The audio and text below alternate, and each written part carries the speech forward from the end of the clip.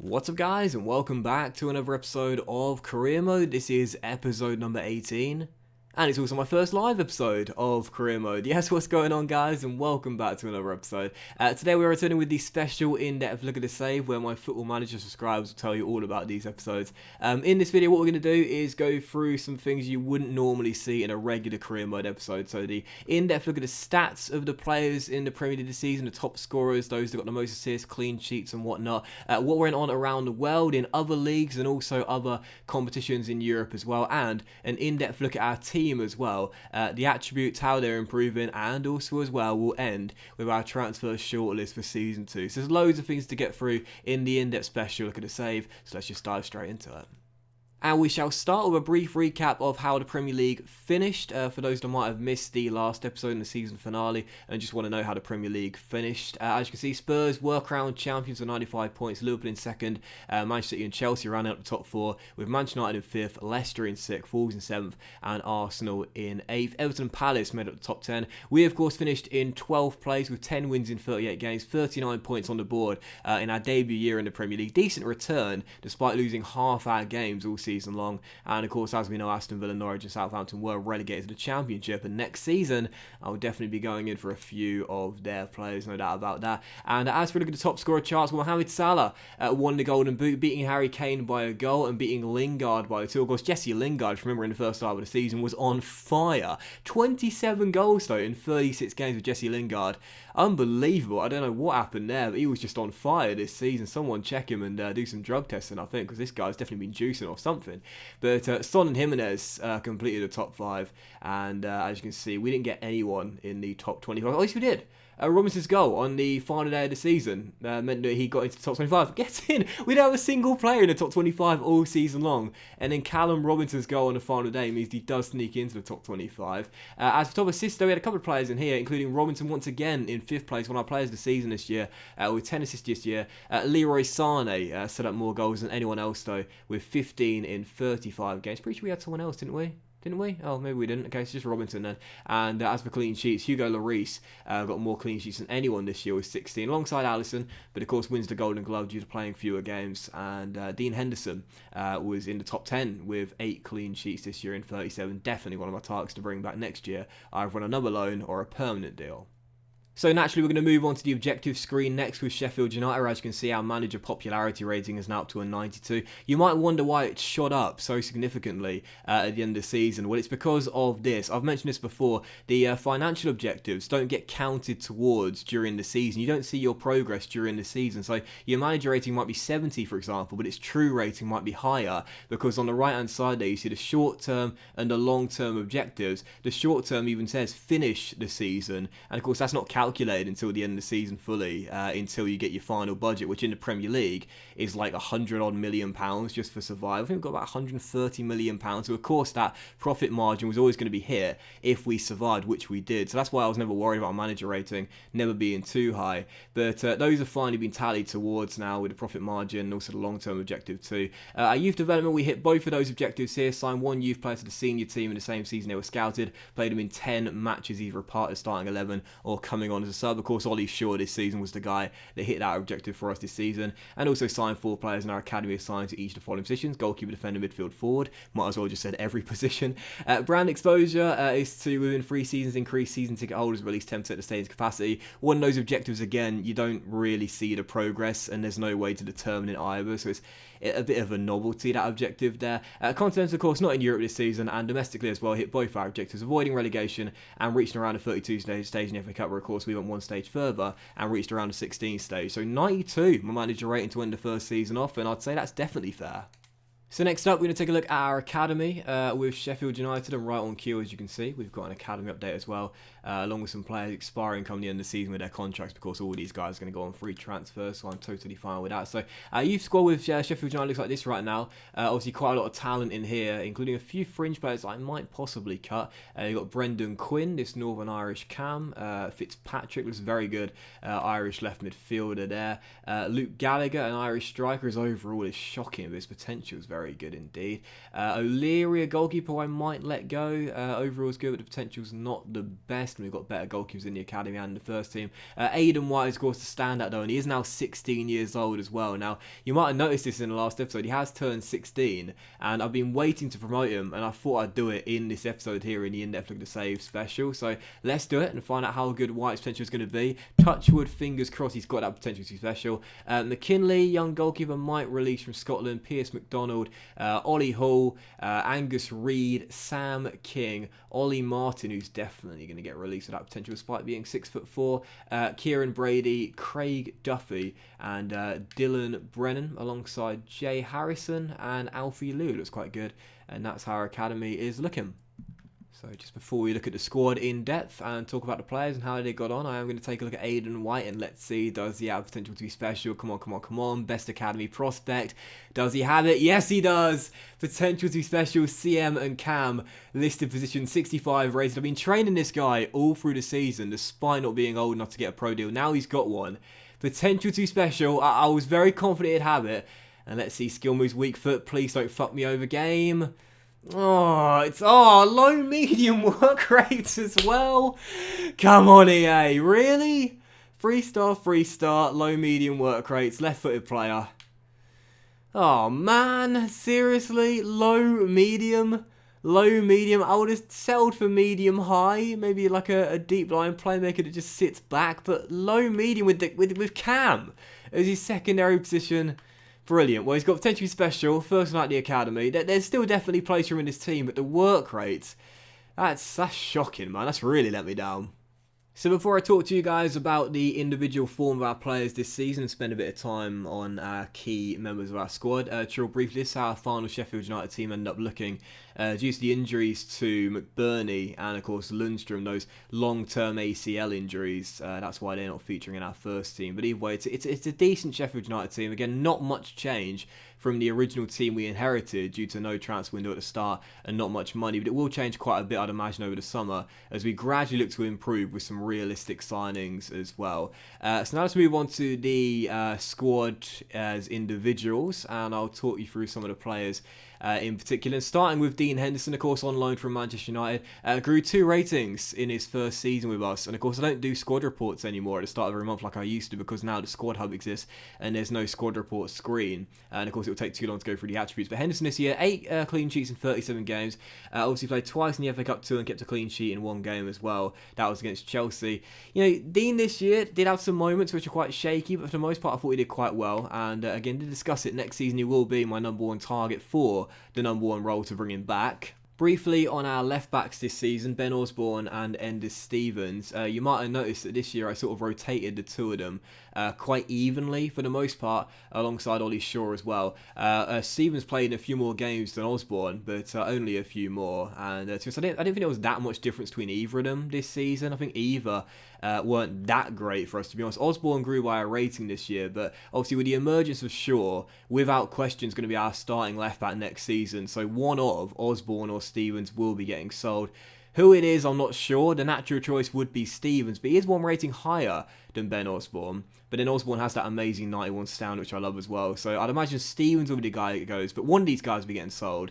Probably Stevens, but it might be Osborne next year. But of course, whoever stays will be back up for this guy. Ollie Shaw, of course, this year, our best academy prospect, grew by 10 ratings in his first season, again, mainly due to all the training we were giving him. But 13 games in the Premier League. Again, I rotated our left-backs quite evenly and fair this year. And he got 2 assists on the final day, which is really nice as well. 6 clean sheets, by the way, in 13 Premier League games. When he was part of our back 5, we looked better defensively than when Osborne or Stevens were in the back line, which I thought was quite interesting. Obviously, high medium work rates, as we know, and his attributes progressing really nicely. The sprint speed has gone up by 9 due to the training. I mentioned it in the last episode. It's so annoying that the acceleration can't be trained and therefore it's still 55. It's weird. 55 acceleration, 79 sprint speed. Regardless, the training's been really good to him and he's been doing really well in the games as well. So sure, our best academy prospect. He'll of course be our starting left back next year. Then moving on to John Egan as well. Obviously, I'd say our best centre back this year is growing by 1 rating this year. 27-year-old still has a big part to play as part of our team. Scott McKenna, who came in in January, one of our signings of the season. There weren't that many of them, to be fair, but either way, he grew by 1 rating this year, up to 74 rated, now a 23-year-old. 5 clean sheets in 15, averaging 1 every 3 games. He was a wall in our centre-back role sometimes, man. The amount of shots this guy blocked was incredible, man. So it grew by a rating. So glad I decided to sign McKenna as well, and made him my option for the new centre-back role, because he's been very good this year. Real briefly on Jack O'Connell, he's grown by a rating as well. 26-year-old still has a big part to play as part of our team. Not found a high medium work rates, but either way, still very good. Jaden Bogle, who we signed from the Rams in January, as we know, very talented young right wing back in our team, has grown by 1 rating. Of course, we're giving him the training. His sprint speed's grown by 3, and the stamina's grown by 3 as well. I need the stamina to improve though, because obviously our wing backs get forward so much, and they also have to run back as well so much as well. They need good stamina to be coping with the bombing up and down the pitch constantly. And also George Baldock, you know, a lot of you guys have been asking if I'll sign a new right back to play alongside Bogle's a 1 and 2 pairing. I know a lot of you guys are suggesting Max Aarons, but I thought Baldock did well in his first season for us, and he is one of those players who, whilst his stats aren't amazing, played well whenever he was on the pitch. So I kind of like Baldock and Bogle as our right back pairing. Lundstrom, of course, as we know, he's now done his ACL. We won't see him until December time. Shame as well, grew by a rating this year. And of course, I like Lundstrom too. And also Norwood as well, our captain this year. I thought he had a great year for us, Oliver Norwood. 2 goals and 5 clean sheets in the 25 games he played for us, including scoring on the final day as well. Didn't grow any ratings. He's 29 years old. Doubt he'll get any better in this team, but he'll still be our captain next year, and probably still in the first 11, I would say. And also John Fleck. I thought Fleck was probably our unsung hero this year. Fleck chipped in with 3 goals and 2 assists in the 29 games he played. Very good at keeping hold of the ball, John Fleck. Rarely misplaced possession. Medium high work rates. Again, hasn't grown any ratings, but I do like him a lot, and he'll still have a place in our team next year. And also Donna Brennan as well, of course, the young man. I didn't really get on with Brennan a lot this year, I must admit. Gave him quite a bit of training at the start of the season, but when he played, didn't really play very well, to be honest, apart from that assist he got in the penultimate game of the season. And also real briefly on Ravel Morrison as well. Of course, he grew by a rating this year. 3 assists in 25. I like him as our most creative player as part of our midfield trio. Grew a few improvements in his attributes as well, including dribbling now to 81, ball control now to 81 as well. If he gets an end product, I think he'll be very deadly in our midfield trio. And so just real briefly, we'll end with the strikers, and what a shame for Oliver McBurney this year. This was the sad story of the year. Oliver McBurney was on fire before he did his ACL in January against Chelsea. 7 goals and 5 assists in 21 Premier League matches, averaging a goal every 3 games and an assist in almost every 4 games. Averaged a 7.3 rating. He was fantastic this year, and when he went down, I was gutted. I thought our season could collapse, but it probably would have done had it not have been for Ivan Toney. But he was great this year. When he comes back in pre-season, I'll ease him in, and I'm pretty sure next year there's still a big part to play, and I hope he won't have any consequences of that big injury he suffered in January. McBurney was on fire. He was on course to be our top scorer this year as well. Lys Mousset grew by 3 ratings this year, the 24-year-old. 5 goals in 18 Premier League games, plus an assist as well. He was very good for a backup 3rd/4th choice striker in our team, and again grew quite a few ratings as well. Very quick player, nice injection of pace off the bench as well. Thought Mousset did well. Billy Sharp is sadly going to retire come the end of the season, so our club captain, we will miss you, but I'm so glad I got him a Premier League goal this year. Sharp's going to retire come the end of the year, so we'll need a new club captain next year. That will of course be McBurney, but only the 1 goal in 13 games in the Premier League and an assist as well. Didn't really have a good year, Sharp. Declined by 2 ratings as well, so probably right he's going to hang up his boots, but either way, Billy Sharp. I've always liked Billy Sharp. Really nice guy, and a goal scorer, a natural goal scorer. So Sharp's going to retire, and again Nord will now take the armband on a permanent basis. Callum Robinson this year though, very good. Our top scorer this year of 11 goals in 32 games in the Premier League and 10 assists as well. You'd probably say our best player this year. Fantastic year for Callum Robinson playing up top, normally alongside McBurney or Ivan Toney. And he grew 2 ratings this year as well. Very quick player, very agile as well. And nice to see his finishing is improving as well. And of course on Ivan Toney as well. What a signing this guy was in January. 8 goals in 15 games. Average averaging over more than 1 goal every 2 games in the Premier League. He chipped in with 3 assists as well. Of course, the 4 goals in the FA Cup, 3 of which scored by us with Sheffield United on his first start for the club in that memorable hat-trick away at Stamford Bridge. That was amazing. The future is very bright for the Shocker, no doubt about it. Despite being 24 years old, due to dynamic potential, I believe this guy's going to keep on getting better and better. Why his defensive awareness is increasing by 3, but not his dribbling, I'm not entirely sure. But either way, Tony, what a signing he was from the Posh. Absolute bargain. So we're now going to go around the other leagues in Europe and take a look at who has done what in the first season of Career Mode. We'll start with the lower leagues in English football, beginning with the Championship, where Fulham are back in the top flight, as are Huddersfield Town, and one of Nottingham Forest, Stoke, Leeds or West Brom will be joining those two in the Premier League next year. I don't think I need to go all the way down to the bottom. I think I might stop around here. Can I stop now? Okay, there we are. So Millwall got relegated. Brilliant. League One. League One, as you can see, Sunderland promoted back to the Championship alongside Ipswich. By the way, Ipswich would be a great team for you guys to do a career under at Portman Road. And Pompey, Rotherham, Lincoln and Shrewsbury, the other teams in the playoffs. Poor old Bury, by the way, for those wondering about Bury. Rock bottom with only 1 win in 46 games. Conceded 108 goals and only picked up 8 points. Very tough season for Bury going down to League 2. And a team local to Bury, Salford City, they were promoted this year in League 2, finishing top of the tree. So back-to-back promotions for the Class of 92 side.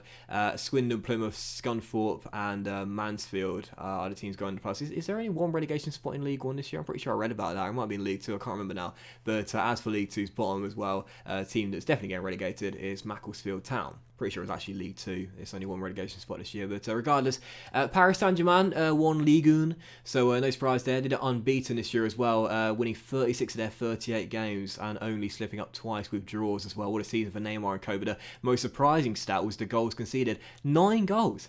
They only conceded 9 goals in 38 games, so PSG dominating French football as we've come to expect. And as for the Bundesliga in Germany, that was won by Bayern Munich this year, finishing 13 points clear of Borussia Dortmund. Like PSG, they did lose once this year. I thought they did it unbeaten, but still 33 wins in 34 games, incredible. With Dortmund in second, Leverkusen third, and RB Leipzig in 4th place in the Bundesliga. The Serie A this year was won by Juventus, of course, due to licensing issues. They're now called Piemonte Calcio, but of course we know it's Juve. So Ronaldo wins back-to-back Serie A titles with his new side. 36 wins in 38 games as well. So the sides that won the leagues across the major European leagues won it dominantly as well. So Juventus crowned champions there, and the bottom 3 were Spal, Hellas Verona and Lecce.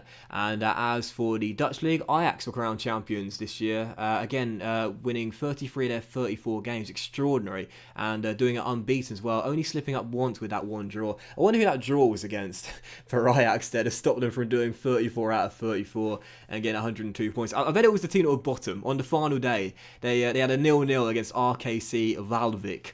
And that's why Ajax didn't complete the 100% 34 out of 34.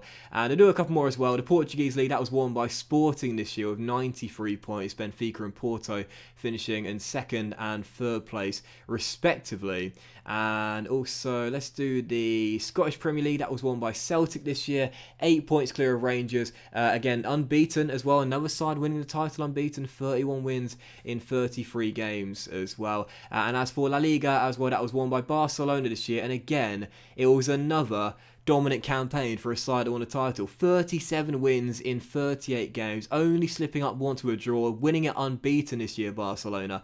112 points on the board, scoring 113 goals and only conceding 14. Absolutely crazy, the disparity of the leagues around Europe this year. It was just pretty remarkable, I must say. And how did Racing Santander get on in the second division? That's what I want to know. How did Racing Santander get on? They avoided relegation. Get in, boys. 18th place. You're on the area user and co. Keeping Racing up. Nice stuff.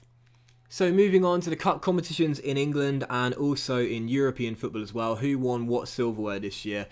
Chelsea, as we know, won the Carabao Cup back at the start of March to beat Everton by a goal to nil in the final. And for Toffees fans, look away now, because they also lost the FA Cup final this year as well, being beaten by Spurs by 4 goals to nil. at Wembley. So Marco Silva led them to 2 cup finals, sadly experienced defeat in both of those games. So Spurs wins the FA Cup, Chelsea wins the Carabao Cup, and as for the Super Cup this year, I thought it was quite interesting. Liverpool beat Chelsea on penalties, like they did in real life, 4-3 in the shootout. And as for the Europa League and also the Champions League as well, the Europa League this year was won by Inter Milan, the Italian side beating Lyon, the French team, in the final. And as for the Champions League, dun dun dun, it was Real Madrid who beat Paris Saint-Germain by a goal to nil. So Real Madrid over recent years have been dominating this competition. And also for those interested as well, there are of course international competitions this year, including the European Championship. These are the groups: Spain, Belgium, Norway and Scotland are in Group A. In Group B, you've got France, Netherlands, Czech Republic and Denmark. In Group C, Poland, Bulgaria, Hungary and Romania. And in Group D, how about this for a group? England, Germany, Turkey and Italy. Very tasty indeed. And also, as it's there, the South America Cup as well for those interested. In Group A, you've got Argentina, Paraguay and Peru and Mexico. In Group B, Brazil, Colombia, Venezuela and the United States of America. And in Group C, Uruguay, Chile, Ecuador and Bolivia as well. I'll let you know how those international competitions finished come the start of the new season. So all in all, a very successful first campaign for Sheffield United, both domestically and off the pitch as well. Of course, our record transfer fee was Scott McKenna for £7 million, worth every bit of that £7 million, I would say. And our record transfer receipt was just a measly £1.65 million for David McGoldrick, as he finished in 12th place this year. All in all, 42 games played, 12 wins, 9 draws, 21 defeats. So lost half our games this year, scoring 46 and conceding 69 goals this year. And now it's time to take a look at our transfer shortlist for the new season as well. As you can see, our budget at the end of the season was destroyed after what we did last season. I'm not sure what our budget's going to be next season. Honestly, I've got literally no idea. It could be £50 million, it could be £15 million. I have literally no idea what budget we'll have next season. I literally can't even guess it, because Karimo budgets are quite weird, so I've got no idea what we'll have to play with next season. But these are the players on our shortlist as we're going into season 2. Now, if you want to give me any more transfer targets, then feel free to drop them in the comment section down below or tweet me at DocLanders. Obviously, I would like you to keep them realistic if possible, but these are the players we have on the shortlist, and these are the guys I've got right now. I'm hoping to pick up at least 2 or 3 of these ones next year. As we know, Ben Foster is coming in on a pre-contract next season. He's now dropped down to 77 rated though, so he continues to decline. Not a surprise at 37, but on a 1-year deal, I think that'll take him up to retirement. But if we don't get back Dean next year, either on a loan or a permanent deal, wouldn't mind signing Angus Gunn from Southampton. No scout report on the guy yet, but of course Gunn, infamously part of that Southampton side, lost 9-0. Not a bad goalkeeper, and since he was relegated, I think we could possibly poach him away from the Saints on a cut price deal. Plus Sam Johnson as well, very reliable shot stopper. Sam, playing for West Brom right now, wouldn't mind him. Again, I talked about the right back role for next season, and I probably will keep it at Baldock and Bogle, and also Max Aaron's be quite a predictable signing really, so I'm going to actually take him off the shortlist, as I won't be signing him in this career mode. But as for the centre back role, let's move on to that. I think we will need some new centre backs next year. As we know, Jagielka's leaving, Wright is leaving, we're losing a few centre backs on free transfers, and I'm not too sure Chris Basham's going to play much next season either, now 32 I believe he is. So I've got a few names on the list here, including Jack Stevens from Southampton, again relegated, so I could definitely pick him up. Joe Worrell from Nottingham Forest, who we were looking at in January before we decided to go ahead and sign Scott McKenna. Godfrey, again another player as part of the team who got relegated this year, only 22 years old, 73 rated, and can play holding mid as well, medium high work rate and 84 strength. Wouldn't mind Ben Godfrey coming in as a young centre half on a cut price deal from a relegated side. And the same with Tyrone Mings as well with Aston Villa. Very tall lad, this guy, 6'5", very strong and aggressive character as well. Wouldn't mind him being part of our back line next season. And also still Jordan Torunariga from Hertha Berlin. He's got that low release clause, definitely worth considering activating. And also Nathan Wood as well. Now as for the left back role, again I'm not sure I'll be signing one in the summer, as we've got 3 good ones here. But of course Stevens or Osborne, one of those 2 will go. And if on the off chance we do sell them both, I wouldn't mind replacing them with Jamal Lewis, because this guy's got the stats that I crave in a wing back. And of course being part of a relegated side as well means we could get him on a cut price deal, and it will be quite realistic too. Jamal Lewis has exactly the sort of stats I want on a wing back. In fact, he's like the model wing back that I would want. He's only 22 years old, already 74 rated, 3-star, high work rate, you know I love that. And he's got the 89 stamina as well, so this guy's an engine, exactly what I want my wing-backs to have, and he's quick as well, with technical ability, plus the team player trait as well. So if we do sell Stevens and Osborne, you best believe I'll be going in for this guy on a cut price deal. And also Jada Silva from Bristol City. Wouldn't mind this guy because, of course, as we know, he's absolutely rapid as well, but the low stamina is a bit of a concern. I'd rather get Lewis if we do get a new left-back next year, but again, it's unlikely with both Stevens and Osborne still here. We do have a few players in the wide midfield options as well, if we do choose to switch our formation next year, which is unlikely. Obviously, Emiliano Buendia, who I'm a big fan of in real life. This guy's looked very good in the games I've seen him play for Norwich City. He's got the high work rate as well, plus a 4-star weak foot too. No full scout report on the guy yet, but again, as a player with a side who got relegated next year, could hopefully sign him on a cut price deal. Joe Lolly from Nottingham Forest, I think would be a really good versatile wide midfielder as well, high medium work rates, very quick and agile, good stamina as well. I think it'd be a nice little signing from Nottingham Forest there. And also Jared Bowen as well, who could have signed a pre-contract. Like I said before, I don't want to abuse the pre-contract system in this year's FIFA, but Jared Bowen is a very talented young Englishman, only 23 years old, very quick, good balance as well, and some great technical stats as well for the whole City midfielder. Now, I've got a ton of players in the central midfield role, so I'm not sure I'll go into all of these guys in depth. But you've got Matt Smith from QPR with a high work rate and a high stamina, which, of course, you guys know I love on the cut price deal. I think this guy will be a great pickup from a championship side. Ibrahima Sissoko, who I've heard quite a lot about in this year's FIFA. Medium-high work rates, 4-star weak foot and 6'4". This guy is an anchor man with the 88 strength and the 83 stamina and the 82 aggression. Tell you what, as a DM, I'd love this guy as part of my team, but not too sure about it. Jamie Shackleton from Leeds United, of course, very talented young English midfielder. Can also play right back as well. He'd be a good signing for us. Flynn Down, seen quite a few comments for this guy. And also David Turnbull from Motherwell. Seen quite a few comments for both of these guys. Turnbull's got the 5-star weak foot as well, which is really cool. And Downs, I believe, has the high work rate as well. He does indeed. And also Josh Brownhill as well. Again, another guy you guys have commented quite a bit in my comment section from Bristol City. CM and CDM listed positions, 24 years old and 75 rated. Might have to spend a bit over the budget to get the guy in, but he's got 93 stamina, which you know I love, and loads of great technical stats as well. This guy looks very comfortable on the ball, and I think would be a really good option as part of our midfield. Also, James Ward-Prowse, again, part of a relegated side. If we were to sign this guy, we'd have to break the bank to bring him in, but this could be a big marquee signing for us. James Ward-Prowse, had him in my Cardiff Football Manager save. It costs a lot of money, but from a relegated side, it would be realistic bringing him here and spending the cash on the guy. Physically, he's not the best, but technically is where this guy excels. Absolutely amazing technical stats, and I believe as well, with his range of stats and a decent stamina too, he could possibly be retrained to play as a right wing back in our team with that very good crossing stat. Also, John McGinn from Aston Villa, who I'm a big fan of in real life. This guy will be a perfect box-to-box midfielder as part of our team with a high work rates, 4-star weak foot, and again, physically as well. Very high stamina, really well balanced physically and technically as well. He backs it up, he can defend, and he can offer something going forward as well. This is definitely one of my key targets for next year. I'd love John McGinn as part of our team. And also Bradley Dack from Blackburn Rovers as well. Big fan of the guy in real life. I think he should be playing in the Premier League, really. Very talented player.